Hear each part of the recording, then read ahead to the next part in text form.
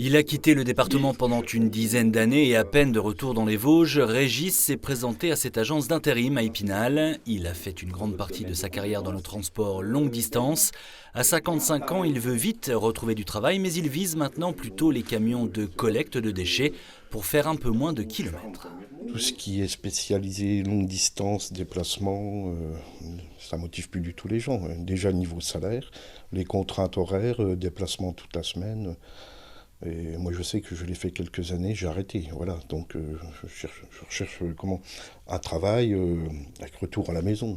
Et Régis devrait le trouver assez facilement cet emploi, déjà parce qu'il est motivé et ensuite parce que dans le transport, le bâtiment et dans beaucoup d'autres secteurs, les entreprises ne parviennent plus à trouver de candidats sur le long terme et parfois même de candidats tout court. Cette agence d'intérim par exemple couvre toute la moitié est du département où près de 130 postes de carreleurs, maçons, jardiniers, experts comptables entre autres ne trouvent pas preneur. Depuis 2-3 ans, c'est de plus en plus compliqué. Chaque année, ça s'amplifie. On a du mal à trouver des candidats pour les entreprises, qu'ils soient qualifiés ou non. C'est très compliqué. Ils ne nous parlent même plus de qualification, ils nous parlent de quelqu'un de motivé, qui a envie de travailler, qui a envie d'être embauché derrière et qui va être impliqué dans l'entreprise, quoi. Confirmation sur ce chantier dans le quartier du Saulcerre à Épinal avec plusieurs entreprises qui ne trouvent plus de candidats motivés, pas plus d'apprentis et qui sont parfois obligés de refuser des contrats ou sont dans l'impossibilité de répondre aux appels d'offres faute de main-d'œuvre. Les métiers du bâtiment sont pourtant bien plus attractifs qu'autrefois. Les gars portent de moins en moins, on creuse plus à la main, on a des pelleteuses, on a des choses comme ça, on ratisse plus à la main, on est aidé par des brouettes à moteur chez nous dans notre métier. Donc ouais, on a un confort de travail qui est beaucoup mieux quand même.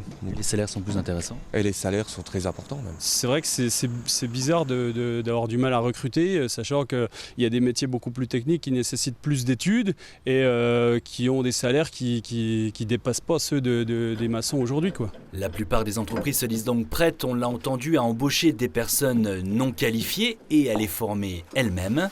Déjà, si j'avais des demandes d'apprentissage, je prendrais le temps de tester au moins, et puis on prendrait le temps de les former, qu'ils aient un petit peu une méthode de travail qui s'adapte à l'entreprise, quoi. Mais la motivation n'est pas la seule donnée à prendre en compte dans cette problématique. Celle du coût du carburant est aussi importante, surtout dans un département rural comme le nôtre, où l'on n'a parfois pas d'autre choix que de se déplacer en voiture. La situation ne devrait donc pas s'arranger avec la baisse annoncée pour la semaine prochaine des aides du gouvernement sur les prix à la pompe.